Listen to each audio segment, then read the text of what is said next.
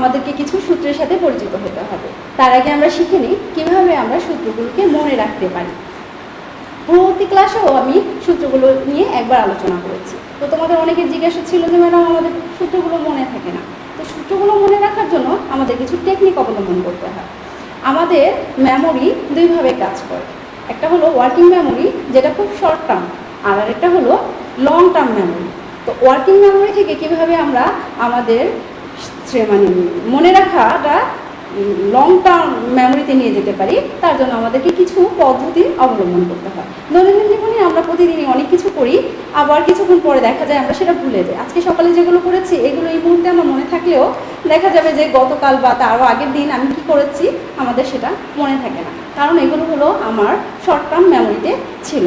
এগুলো কিভাবে আমি আমার লং টার্ম মেমোরিতে নিয়ে যেতে পারি। তো আমি যেভাবে আমার সূত্রগুলো মুখস্থ রাখি, লং টার্ম মেমোরিতে নিয়ে যাই, সেটা হলো আমি প্রথম দিন সূত্রগুলো শিখি, এরপরে একদিন আমি গ্যাপ দেই, বিরতি দেই, আবার তৃতীয় দিন আমি সেটাকে আবার একবার চেক করে নিই যে এই যে 10টা সূত্র আমি শিখেছি এগুলোর মধ্যে আমার কয়টা মনে আছে।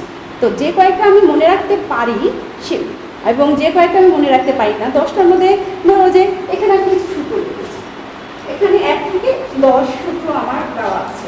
আমি যখন সূত্রগুলো রিভাইজ করার চেষ্টা করি তখন ধরো যে 1 থেকে 10-এর মধ্যে আমার 5 নম্বর সূত্রটা মনে নেই, অথবা আমার 10 নম্বর সূত্রটা মনে নেই। তখন আমি আমার খাতায় ওই তারিখ দিয়ে, আজকের তারিখ ধরো আজকের তারিখ 25 তারিখ,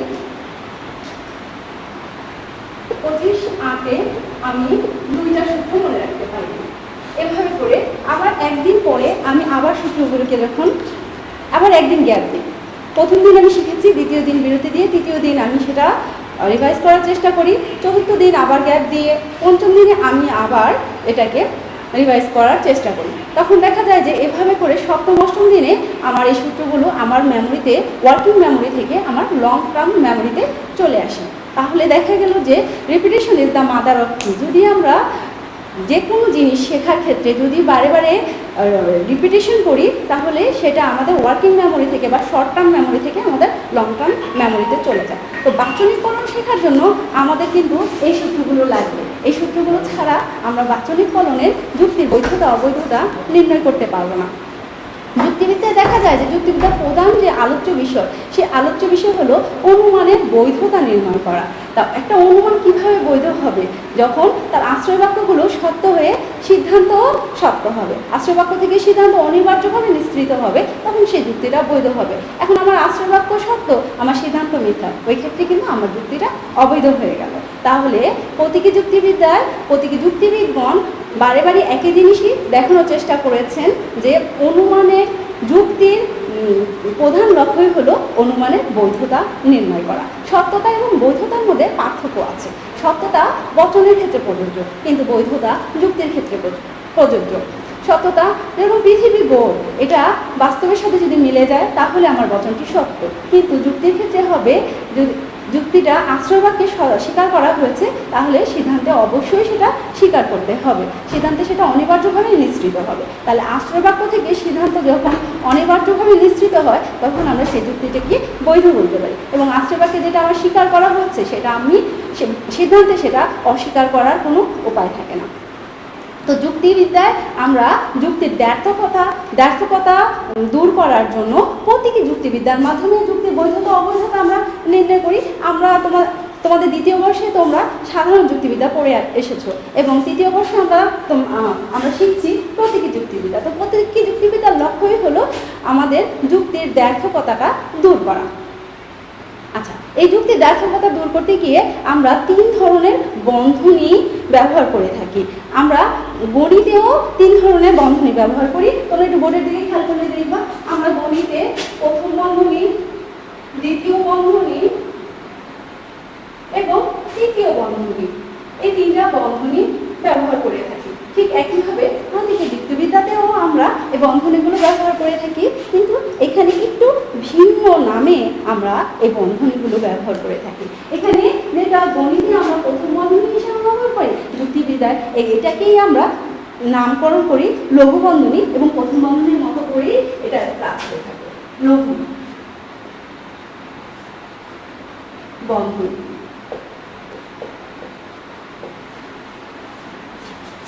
এরপরে দ্বিতীয় গণিতে আমরা এটাকে দ্বিতীয় বন্ধনী বলি, কিন্তু যুক্তিবিদ্যার ক্ষেত্রে এটা আমাদের তৃতীয় বন্ধনীর কাজ করে, এবং আমাদের গণিতে যেটা তৃতীয় বন্ধনী হিসাবে কাজ করে সেটা যুক্তিবিদ্যায় দ্বিতীয় বন্ধনীর কাজ করে, এবং এর নাম হলো গুরু বন্ধনী।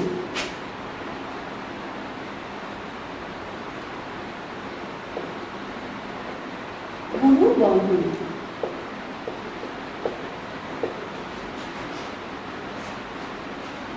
এবং এটা হলো বলয় বন্ধনী।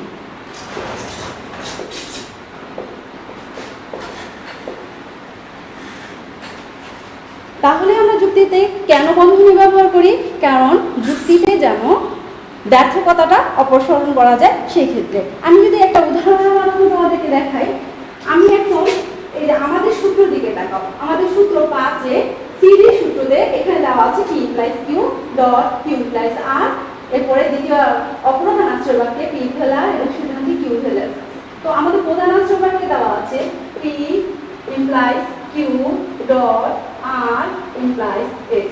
এখানে যদি আমরা কোনো বন্ধনী ব্যবহার না করি তাহলে আমাদেরকে বোঝার সমস্যা হচ্ছে যে আমার ইমপ্লাইজটা কত দূর পর্যন্ত বিস্তৃত, অথবা আমার ডট সিম্বলটা কত দূর পর্যন্ত বিস্তৃত, বা এখানে আমার ইমপ্লাইজটা কত দূর পর্যন্ত বিস্তৃত। যখন আমরা এখানে বন্ধনী দিয়ে দিলাম তখন কিন্তু আমাদের যুক্তির বৈধতা নির্ণয় করা সহজ হয়ে গেল, কারণ আমরা জেনে গেলাম P + Q একটা এতটুকু পর্যন্ত এটার বন্ধনী, এবং ডট দ্বারা R = S এই P + Q এর সাথে সংযুক্ত হচ্ছে। তাহলে আজকের ক্লাসে আমরা শিখে নিলাম যে আমাদের বন্ধনীগুলোর ব্যবহার, প্রথম বন্ধনী, দ্বিতীয় বন্ধনী এবং তৃতীয় বন্ধনী নামে গণিতে আমরা যা শিখে এসেছি। যুক্তিবিদ্যায় একই রকমই, প্রতীক দেখতে একই রকমই, চিহ্নটা দেখতে একই রকমই, কিন্তু ভিন্ন নামে লঘু বন্ধনী, গুরু বন্ধনী এবং বলয় বন্ধনী। এখানে প্রথম বন্ধনী হলো লঘু বন্ধনী, এখানে তৃতীয় বন্ধনী যেটা ওটা গুরু বন্ধনী, এবং আমাদের দ্বিতীয় বন্ধনী যেটা সেটা হলো বলয় বন্ধনী। তাহলে আমরা সূত্রগুলো একবার দেখি। আমাদের মরাস পনেস সূত্রতে আমরা শিখব P + Q, P therefore Q। আমরা আবার বলছি P + Q, P therefore Q। মরাস পনেস, এবং মরাস পনেস সূত্র হলো P + Q negation Q therefore negation P। P + Q আমাদের এইচএস এর সূত্র P + Q, Q + R therefore P + R। DS এর সূত্র P ভেল Q negation P therefore negation Q। CD সূত্র P + Q dot R = S P ভেল R therefore Q ভেল S। এবং আমাদের DD সূত্র P + Q dot R = S negation Q ভেল negation S, এবং therefore negation P ভেল negation R DD সূত্র। এবং সিম্পলিফিকেশনের সূত্র P + Q therefore P। কনজাংশনের সূত্র P Q therefore P dot Q। অ্যাডিশনের সূত্র P ভেল Q, এবং অ্যাবজর্পশনের সূত্র P + Q therefore P = P dot Q। তাহলে আমরা জেনে নিলাম আমাদের বাচনিক ফলনের করতে গিয়ে, বৈধতা নির্ণয় করতে গিয়ে যে 10টি সূত্র ব্যবহার করতে হয়। প্রথম 10টি সূত্র নাম হলো অনুমান বিধি, এবং অনুমান বিধির এই সূত্রগুলো আমরা কিভাবে মনে রাখবো, আমরা খাতায় লিখব। যারা আমরা ক্লাস করছি আমরা ক্লাসের মাধ্যমে এই সূত্রগুলো আমাদের খাতায় লিখে রাখবো তারিখ দিয়ে। এরপর আজকে প্রথম দিন শিখব, দ্বিতীয় দিন বিরতি দিব, তৃতীয় দিন আবার সেগুলো পুনরুদ্রেক করার চেষ্টা করব। এভাবে করে সপ্তম দিনে ইনশাআল্লাহ আমরা সবাই সূত্রগুলো শিখে যাব, এবং এই সূত্রগুলো ব্যবহার করে আমরা যুক্তির বৈধতা অবৈধতা নির্ণয় করতে পারবো। যুক্তিবিদ্যার প্রধান লক্ষ্যই হলো যুক্তির বৈধতা নির্ণয় করা, এবং একটা যুক্তি বৈধ হবে অথবা অবৈধ হবে, কিন্তু একটা বচন সত্য হবে অথবা মিথ্যা হবে। বচনের সাথে বাস্তবতার মিল আছে, যে বস্তুটা বাস্তবে মিল আছে আমরা সেই বস্তুটাকে সত্য বলতে পারি, অথবা বাস্তবের সাথে যদি মিল না থাকে তাহলে আমরা মিথ্যা বলতে পারি। কিন্তু বচনের ক্ষেত্রে বাস্তবতার কোনো সম্পর্ক নেই, বচন বৈধ। যুক্তির ক্ষেত্রে বাস্তবতার কোনো সম্পর্ক নেই, যুক্তি পুরোপুরি হলো আকারগত। এটা গণিতের মতোই যুক্তিবিদ্যা হলো, প্রতীকী যুক্তিবিদ্যা হলো আকারগত সত্যতার উপর নির্ভর করে। আশ্রয় বাক্য যদি সত্য হয় তাহলে সিদ্ধান্ত অনিবার্যভাবে সত্য হবে, বৈধ হবে, অনিবার্যভাবে নিশ্চিত হবে এবং যুক্তিটা বৈধ হবে। এবং আশ্রয় বাক্য যদি মিথ্যা হয় তাহলে সিদ্ধান্ত অবশ্যই অবৈধ হবে। তাহলে আমাদের সূত্রটা হলো আশ্রয় বাক্য সত্য হয়ে সিদ্ধান্ত মিথ্যা হতে পারে না। যখনই এই ধরনের হবে তখনই আমাদের সেই যুক্তিটা অবৈধ হবে।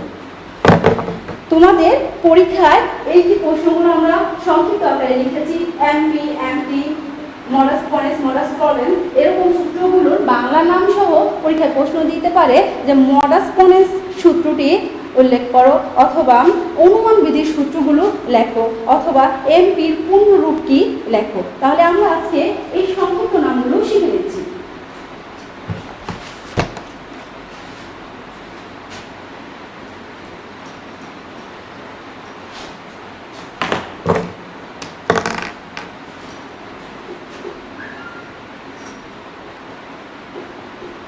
এমপি এটার পূর্ণরূপ হলো মডাস পনেস।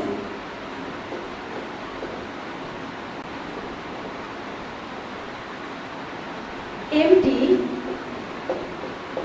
এর পূর্ণরূপ মডাস পনেস। এইচএস এর পূর্ণরূপ হলো হাইপোথেটিক্যাল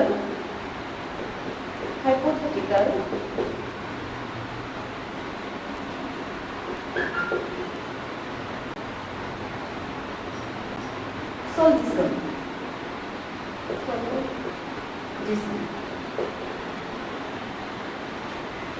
ডিএস এর পূর্ণরূপ হলো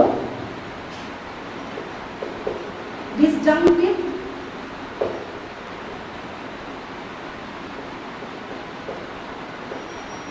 solution।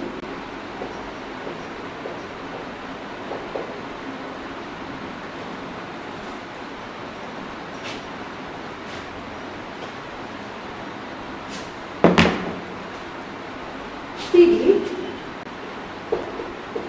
এর পূর্ণরূপ হলো কনস্ট্রাকটিভ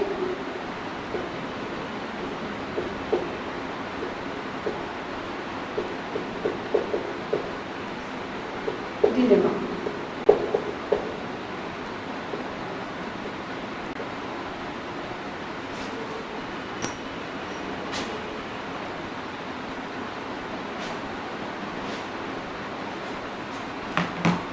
ডিডি পূর্ণরূপ হলো ডিস্ট্রাকটিভ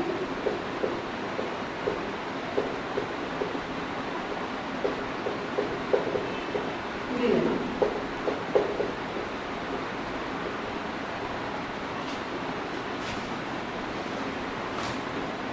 সিম্পলিফিকেশন পূর্ণরূপ হলো সিম্পলিফিকেশন।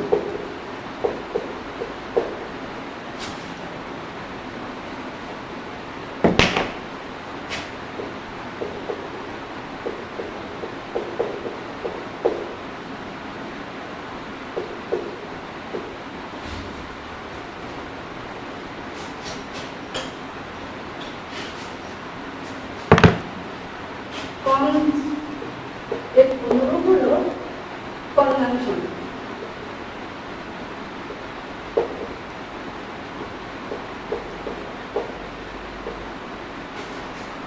অ্যাড এর পূর্ণরূপ হলো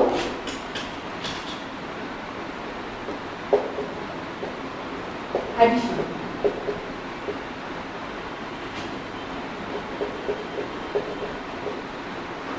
এবং সবার শেষে অ্যাপস এর পূর্ণরূপ হলো অ্যাবজর্বেশন।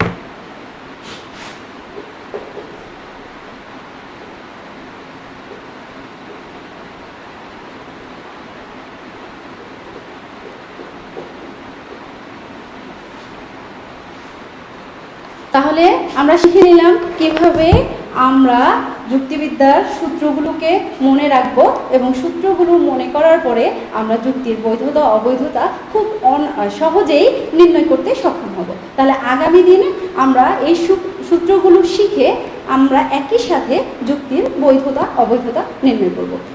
সে পর্যন্ত তোমাদের যদি কারো কোনো প্রশ্ন থাকে অবশ্যই কমেন্ট বক্সে তোমরা লিখে জানাবা। তোমরা ভালো থাকবা, ইনশাআল্লাহ আরও দেখা হবে।